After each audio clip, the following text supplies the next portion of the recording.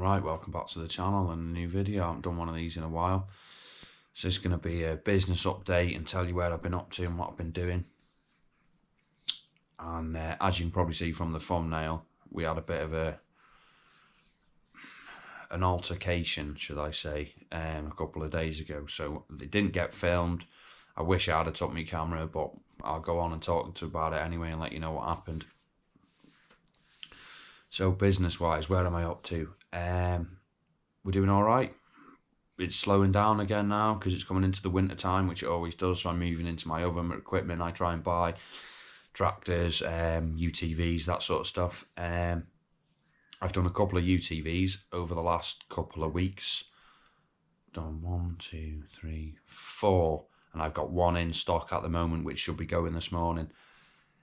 One of them was a Kawasaki mule. I've had 2 Polarises, and I've got another mule going this afternoon. Also, I've had a Kubota tractor as well come in, which it's a gem, really. I will go on and tell you about that in a minute. But anyway, let's get back to the main part. So, what happened to me and how how I nearly ended up getting robbed. So, a car went up for sale on Facebook Marketplace, as they do. I was really interested in it. It was a small classic Mini. It was priced accordingly. It was cheap, but it wasn't too cheap. But there's loads of scams on that thing at the moment, and I am very aware of them, and I've got little tricks I use to try and find out what people are doing and what people are up to. And anyway, so this car come up for sale. I thought it was a bit strange. There wasn't much information about it, but it was relatively cheap, but it wasn't too cheap that you thought scam. So I asked the guy for his contact number. The guy he gave me his number, so I rang him, spoke to him over the phone. Everything seemed all right. Asked him all the questions, giving me address questions and a few tricks that I use to try and, like I say, try and catch people out. Everything came back spot on. So I agreed to put my trailer on and I'd head on up there. Didn't ask for a deposit, didn't ask for any money on bank transfer. And usually with these scams, it's usually a deposit. So they usually come at you with £100 deposit to secure it and all this sort of stuff. So I threw my trailer on. I said I'd be there in 2 hours, 2 hours away from me. So I threw my trailer on. I drove all the way up to not far from Preston. When I pulled up, there was just something not right about it, and I just felt it wasn't going to go smoothly. But I do this for a living. I'm up and down the country all the time. I'm always on my own.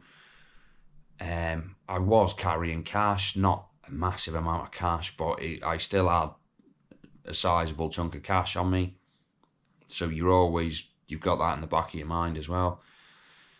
So I was given the postcode, I've done my checks on it, everything seemed fair enough. So anyway, so I drove all the way up there, gets there about 10 minutes out, and I'm checking this postcode and everything seems all right. And we just start heading into, I won't say the rough area, but you know what I'm trying to say. Heading into an area where the car that was advertised wouldn't be sold from. Well, it's very unlikely that it'd be sold from that area. So I've headed further and further into what I can only describe as a bad estate, and it was getting worse and worse, and I was thinking, this is not going down well. I'm heading into a place where you wouldn't necessarily want to be going on your own. So turn left, turn right, turn left, turn right. The last turning was a dead end road, and I thought, here we go, like this is a perfect place for something like that to go wrong. But anyway, I turned around, I went down this dead-end road. I've got my trailer on, so I can't turn around very quickly. So what I did was I made sure I got myself turned around first. So I drove all the way down to the bottom. I whipped round quickly, and I got myself facing the right way. As I went down, I passed a vehicle on the left, and I just kept going. Anyway, I turned around, headed back up, about to find somewhere to pull over on this dead-end road. There was no one really around. It was the middle of the day, but it was 4 or 5 o'clock. I get flagged down by a car on the side, and I thought, oh, here we go. So this chap flags me down, and he said, oh, are you here to look at the car? And as he's flagged me down, I've looked, and I've noticed that there's about 5 people in this car, all sat waiting, and they were, I don't know how to say this politically correct, but they were they were people that you wouldn't buy a car off, put it that way. And I thought, this is not going well. And I was waiting for, oh, follow me. I was expecting them to say, oh, look, right, yeah, it's just round the corner or whatever, follow me. And I was about to say, not a chance am I following you down this road with 4 or 5 lads in the car with the trailer on. I knew I was going to get robbed. So I've pulled my car right tight to his car so they couldn't get out. The other side of the car, they would have been able to get out, but I pulled real tight so nobody would have been able to jump out because they wouldn't be able to open the door. And I opened the window and I said, yeah, it was a crack, yeah, I'm here to look for the car or whatever. And the guy immediately was like, oh, are you here to look at this car? I was like, yeah. And then he knew all the information about it. And I don't know what happened, but there was no car. They had no intention of selling me a car. I was a bit on the back foot. I was taken back a little bit. I had my crowbar down to the side. So I was waiting for it to get moody. And because I'm quite confident in when I do this sort of stuff, so I kind of knew, don't show any fear because you're going to be in trouble if you do. So I threw it on him quite hard and I was like, yeah, no problem, I'm here for the car. Is it you? And they all kind of took back a little bit that I was more than confident, and there was 5 of them and 1 of me, and I was still raring to go. I was like, yeah, is it you? And they kind of all of a sudden just like changed tack and was a bit like took back a little bit, and they were like, no, it's nothing to do with us, it's a scam. And I was thinking, what do you mean it's a scam? Well, I knew at that point there was no car and there was no scam. It was a complete scam. But they panicked, the driver did, and a couple of the others panicked a little bit, and you could see them all going, oh, no, it's nothing to do with us, honest, it's nothing to do with us, it's a scam, there's no car. And I was thinking to myself, well, it just doesn't sit right. How would you know that I was going to be in that area? How would you know you're sat at the postcode waiting for me? You flagged me down and asked me about the car. So, it clearly was something to do with them. Anyway, it got a bit heated. I pulled off, I got out of there slightly, and I rang the number that I was, obviously we spoke to on the chat before, so hopefully if it's nothing to do with you guys, why are you stopping me? I'll just go down the road. So I got down the road a little bit, keeping an eye on this car, and they didn't get out, they just kind of sat there waiting. So I rang the number, it answered, and a chap on the phone, I said, oh, I'm here to buy the car, and he went, yeah, sound, and then the phone went dead. I thought, strange. While watching me mirror, I was just keeping an eye on these group of lads because I just thought they're up to something, they are, and they didn't get out. Next minute, a chap came out the, I won't say the bushes if you like, but somebody come out from somewhere. I don't know where he came from, and he walked up to the car and he was speaking to the driver through the front window, and I could see in my mirror he was on the phone. So I'm already a bit wary, so I grabbed my phone and I hit the button. Next minute, user busy. And I'm thinking, there we go. So I kept hitting the button, user busy. And the guy that I was looking at was on his phone. And I just thought, that's it, and it's you, you're up to something. And I think their intentions were they're waiting for somebody to pull up and have a go at trying to, help themselves or whatever, So it was not ideal. Anyway, I took the registration number and I just got myself out of there. I thought, no way am I staying here. I've got a trailer on, which is cost me a lot of money, the car's not really worth anything, but it's worth a lot to me, and I've got cash as well. I thought, right, I'm getting out of here. So I did, I got myself out of there and reported it to the police when I got back and everything, and they were all happy with it and all the rest of it. But my concern was they were waiting for somebody not like myself that's probably less likely to put up a fight, and they were going to jump out, all 4 of them or 5 of them. I couldn't really see how many there was in there, but it was a full car. They were all going to jump out and try their luck with somebody, and take a couple of £1,000 off somebody that's obviously on their way to come pick up this car. So very frustrating. 60 quid's worth of diesel down the pan. 4 or 5, well, I think it was about 5 hours in total I wasted in my day, because it was 2.5 hours there, 2.5 hours back with traffic as well on a Friday night. It was an absolute nightmare of a run. So that's what happened to me. I think it was about a week ago now. So that's what's been happening. But I have been that busy. That's why I haven't done any filming. I have had a fair few things to do. But it just shows you the levels of people that are out there. People are skint. Christmas is coming. People want that money, and there's going to be people out there doing that sort of stuff. So if you are buying on Facebook and buying on these sort of places, always have that in mind, you know, that there could be something not quite right going on there. Because if it's a scam, it's usually £100 deposit or whatever. But there was nothing like that. They literally just wanted to get me, they wanted to get me to a dead-end road. Jesus. They wanted to get me to a dead-end road. The only intention I can think of is that they were going to try and rob somebody. They knew everything about the yard, but claimed it was nothing to do with them. And it was just all a bit funny. Like, it was clearly something to do with them. But they didn't try anything in the end, and they kind of they didn't even drive off. They just kind of sat there waiting. And I thought, how many other people have they sent that address to or number to or whatever? And they're just waiting for people to turn up. But like I say, I've got my trailer on, so I'm not very manoeuvrable.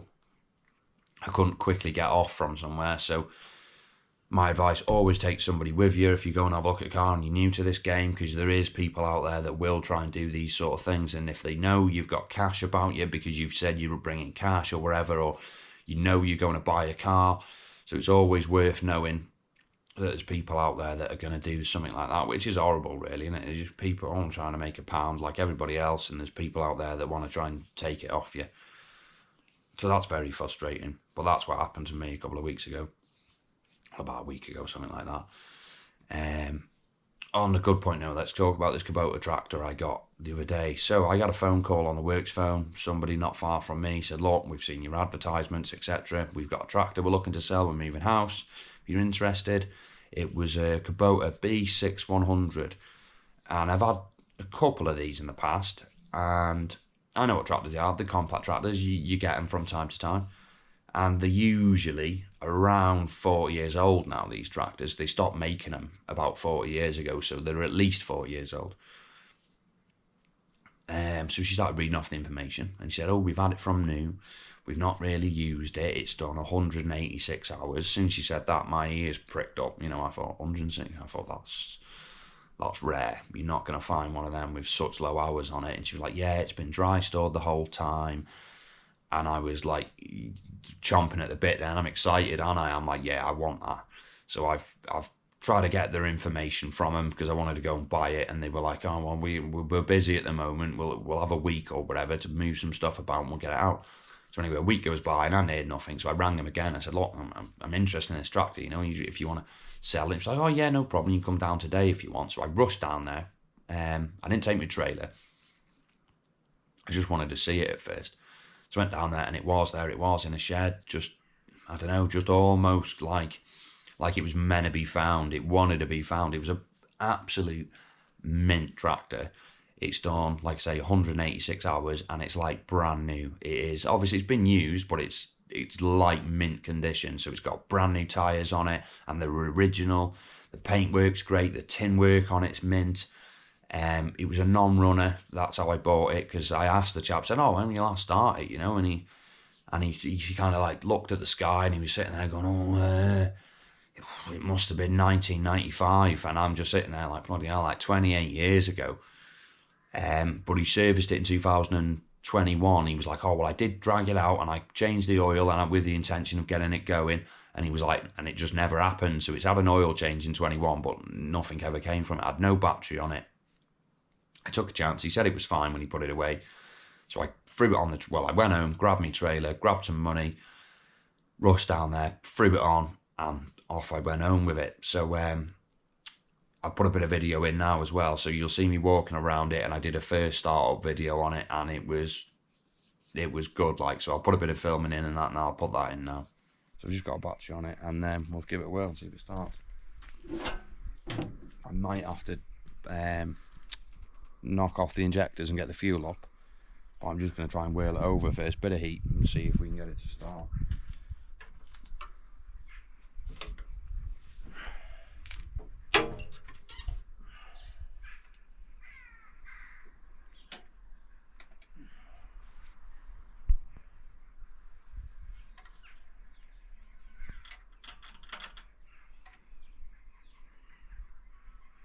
Just giving it a load of heat.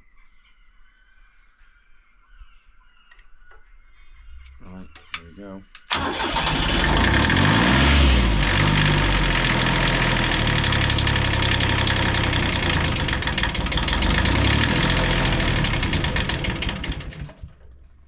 Yeah, it ran, but it just died. Yeah, not bad for like 20 years.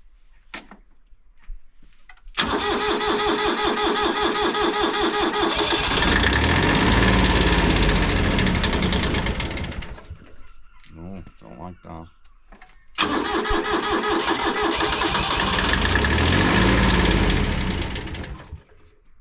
Strange.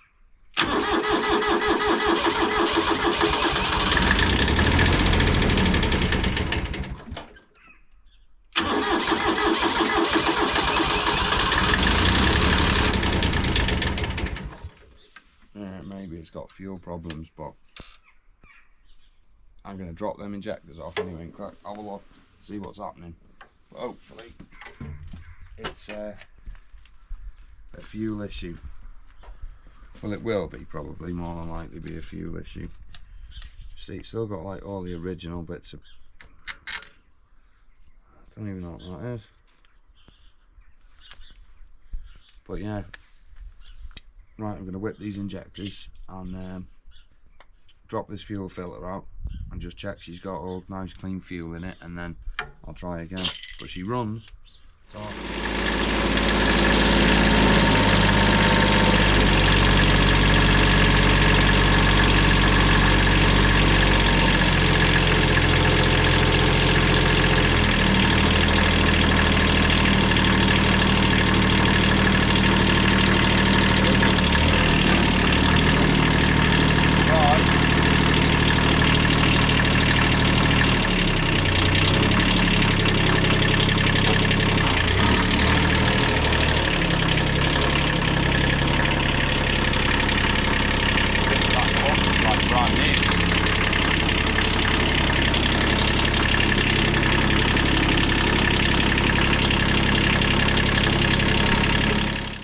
right, so as you can probably see in that last bit of filming you've just seen, it is a proper mint tractor, and I still don't really know what it's worth. It's worth the right kind of money to the right person, obviously, but I think that's too good to use. It's more of a collector's piece now, with it being so old and such little hours.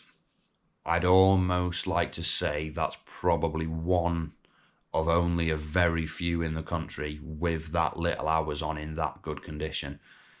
You just don't see them for that. You see them restored and things like that, but they're still high hours, 3,500, 4,000 hours. But you very rarely see them under 1,000 hours. Like, to find something with under 200 hours is rare. So anyway, I paid them what they wanted for it, and I got it out of there as quick as possible. So it's down at my unit now. I've polished it, I've cleaned it, I've put it up for sale. But I'd like anyone that you guys out there to do tractors and no tractors, like, I bid you to try and find a better one than that in better condition for its age and for such low hours. I was over the moon to find it. It's like finding an RS Cosworth with 20,000 miles on. You know, in the tractor world, it's rare. So anyway, I bought it and got it out of there as quick as possible, threw the jet wash over it and just took the dust off it, really, and it just came up like. And anyway, so I've been playing with it. I had it running. The clutch on it's like brand new, because it is in theory a brand new tractor in it that's just 40 years old. So that's where I'm up to with that. And what else have I done this week? Yeah, other than these couple of mules that I've done, it's been quite quiet now over the last week or two. I'm still out buying, not much is selling. I've slowed down buying mowers now. I don't really buy mowers at this time of year now, because you just end up sitting on them and I'm running out of room. I'm also looking for a yard.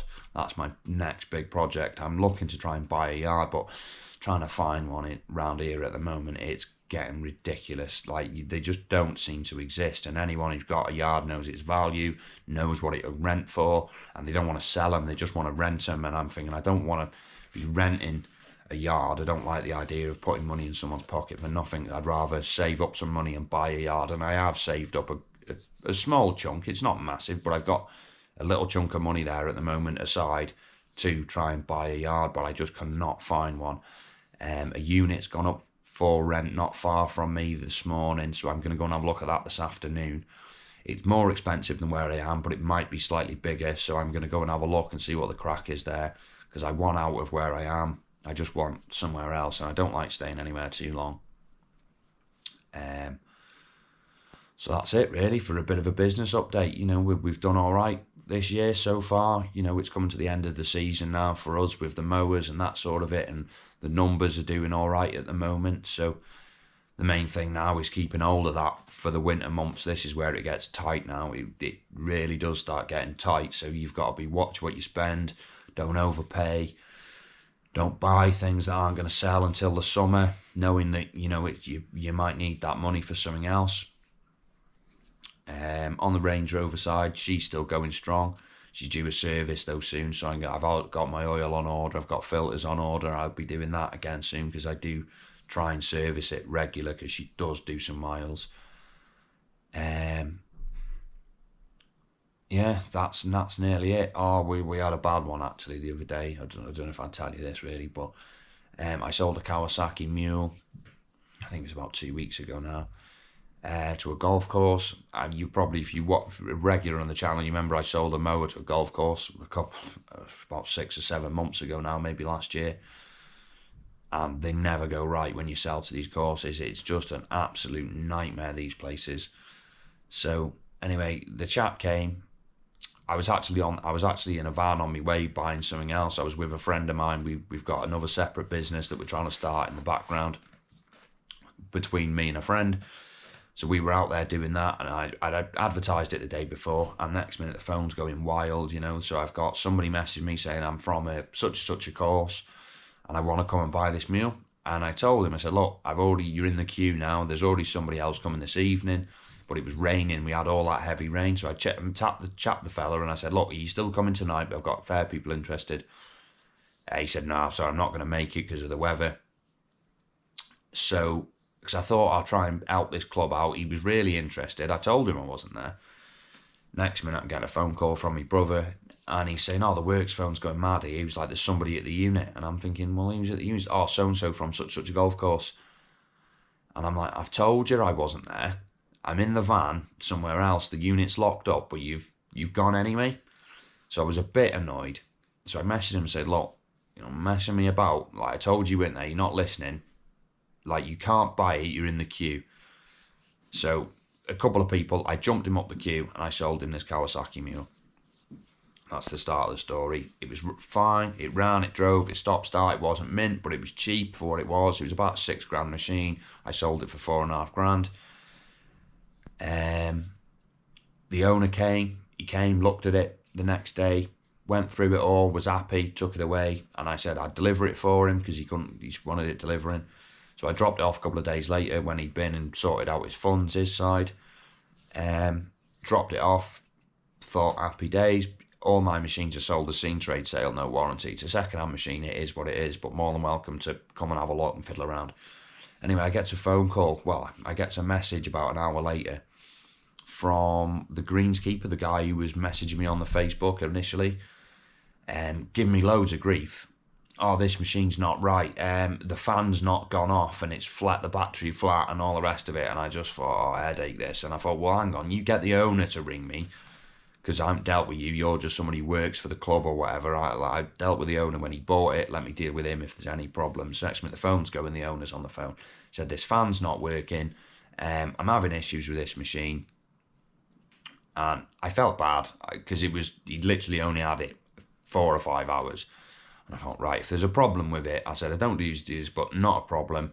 Do you want your money back? I'll come and pick the machine up now, and I'll just give you your money back, and that's, we'll go our separate ways. And I will look through it and find out what's gone wrong. No. He said, no. We don't want to give it back because we want it, but it's not right, and we want it fixing. And I'm thinking, well, no, it doesn't work like that. I'm not just paying your repair bills endlessly. I'll just give you your money back and take the machine back if there's an issue. But because it's cheap, they didn't want to give it me back because it's a £6,000 machine and they know it is. But the bargain that they thought they were getting might not have now become a bargain because it's climbed a bit or whatever with a bit of repair cost. Anyway, he said, I'm going to take it to the local garage and they're going to have a look at it for me. I thought, right, no problem. And I'll let you know how much it costs. And I was like, right. I was like, that's great, but I can't, there's not enough money in these machines for me to pay your repair bills. I'll just give you your money back and take it away. No, we want to keep the machine. So I thought, so he wants his cake and eat it, you know. So anyway, didn't hear from him. A couple of days goes past. A friend of mine was on there that particular course buying a few golf buggies off there. That was one of the other reasons I sold it to him, because I knew they had golf buggies to sell, and my mate does golf buggies, so he wanted to get those golf buggies. And I said, look, well, if I sell them that machine, they'll be more inclined to sell you the machines that he wanted. So more of a favour to a friend that I sold it to him. Anyway, a week's gone past now, and I spoke to my mate the other day, and he said, I was there the other day, they've got it back, and they were up and down the course on it, everything was fine, you know, so they must have got it sorted. But I hadn't heard off them. They hadn't rang me to say, it's been sorted, or let me know what the problem was, even though I asked them to. Didn't hear off him. So I think it's about a week and a half gone by now, and I get a phone call yesterday from the owner. You're right, I'm having issues with this machine again. I just thought, what now? One of the lads has been across the course on it. The drive shaft snapped.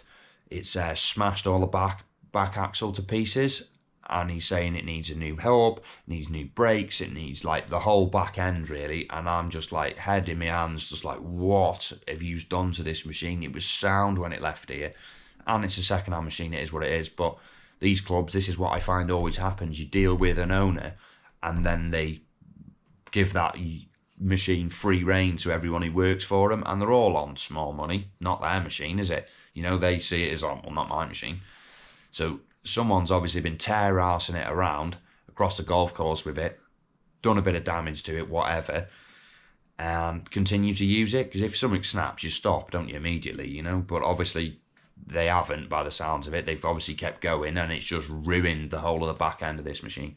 So anyway, he's on the phone saying, I've been tracking down the parts. It's going to cost me over 500 quid in parts, and that's used off eBay. He's like, so what can you do about it? And I was like, well, I don't really know what I can do. I offered you your money back on day one, you know, but you didn't want it. You wanted to keep it and everything. And now it's been well over a week. I know you've been using it because my mate's been there buying the golf buggy. So I know it's not like you've not used it. You've been using it, and now you've broke something, or it's broke on you, or something's failed or whatever. But try and explain to these people that it's not my responsibility to cover their repair costs every time they have a problem with a machine that I've sold them. You know, it is what it is. It's a cheap machine, and I offered him his money back on day one, and he didn't want it. He wanted to keep the machine. I thought, well, that's it then, isn't it? That's you. So anyway, he's on the phone, proper a bit down, and well, can you pay this bill? And I thought, well, I can't afford to pay the bill. I'll be honest with you, I made 500 quid out of that job, and for that 500 quid, he wants me to pay, I think it was more than 500 quid, but he wants me to pay it, and the parts alone are going to be 500 quid. And I'm thinking, well, then I'd be working for nothing. I'd have been better off just giving you your money back on day one and sorting it myself, you know, doing the repair work myself, because obviously they're going to take it to a garage or whatever, who's going to charge them a fortune, where I do my own repairs. So I'm in a boat with that one of like, and I hate letting people down, and I don't like the idea of having a bad name or a reputation. That's one thing I pride myself on. I like to have a good reputation. If there's something wrong with machines, I try my best to help people out. But these clubs, I don't know, I think they just live in a dream world. You know, you've bought it cheap, you've had a deal. I'm not a big, huge business. I am a business, don't get me wrong, but I'm not a business that sells these machines with warranty on and all the rest of it. I always say to people, quite often than not, if you want something with warranty, this isn't the machine for you. You know, there's a dealership down the road, they'll charge you twice the amount, but they will give you a 6 months warranty. And when it comes down to warranty work, they won't cover wear and tear anyway. And if it's drive shaft problems or bearing problems or something like that, he said something about bearings or something had snapped and smashed, they wouldn't cover that anyway. They'd go, well, no, that's wear and tear, that's bearings, or, you know, anything that's a moving part is wear and tear, unless it physically fails. And then again, I don't know who's been using it. If they've been abusing that machine, has it been used incorrectly? If they've been trying to do something with it that it shouldn't have been doing, and then they've subsequently broke it, but then go to the owner and say, oh, the machine's broke. So now you've got to ring the guy you've sold it, bought it off or whatever. So anyway, all in all, it's not been the best of weeks. Nearly got robbed. I've had someone whinging about a machine. But the other two I sold the week before, they've gone and I haven't heard anything back. They were both more than happy with them. So it's this is what happens sometimes when you're buying and selling second-hand machinery. You know, you try and explain that to people. I might get 1 in 10 machines that you have an issue with, but that's not me ripping you off. And if this person has only bought 1 machine and he's unlucky to be the guy who buys the 10th machine that has an issue, he then thinks that you're a rogue and you're ripping people off daily. And I'm thinking, well, no, you don't see the machines that I've sold that I haven't had anything back, and they've all been mint, you know. I've sold mowers to people 3-4 years ago and I've seen them since, and they're saying, oh, the mower's still going great, not put a penny into it, and it's 3-4 years old now and they've still got it, you know, and it's bargain. But sometimes you have a machine and it might last 6 months, 6 minutes, 6 minutes, you know, and there's a problem with it. But I tried to offer him my money back, and then that was the end of that. He didn't want to take it, so I've kind of had to wash my hands of that, and learning as well more and more. I'm not going to sell to these clubs anymore. Any of these official places where there's teams of people using these machines, I'd much rather sell to someone who's buying it for themselves to use, because they look after their own equipment. Where you sell to a club and you've got, like, say, people just racing round on them and loads of people jumping on and off them that are working for wages, they don't care. It's not their machine. So this is where I'm up to this week. But yeah, that's a bit of a business update anyway, so I hope you've all enjoyed that little bit of me waffling on. And if you have, don't forget to like and subscribe. Drop us a few comments if you agree or disagree with the way I handled that Kawasaki Mule situation. Also, if you want to drop us a comment about the Preston thing where I thought I was going to get robbed. If you guys have got any ideas that you think might help me in the future, because it's always handy to know. Some of you might have had similar experiences, or you might have little tricks that you use to try and decide if people are scams or not scams. Yeah, and other than that, like I say, thanks very much for watching, and we'll try and get a few more videos out over the next few weeks. We've been quite busy over the last few weeks, but winter's here now, it slows down, so like I say, we'll try and get a few more videos out. Back on schedule of doing a Thursday's video. Thanks very much for watching, and I hope you enjoyed the video. I'll catch you all on the next one.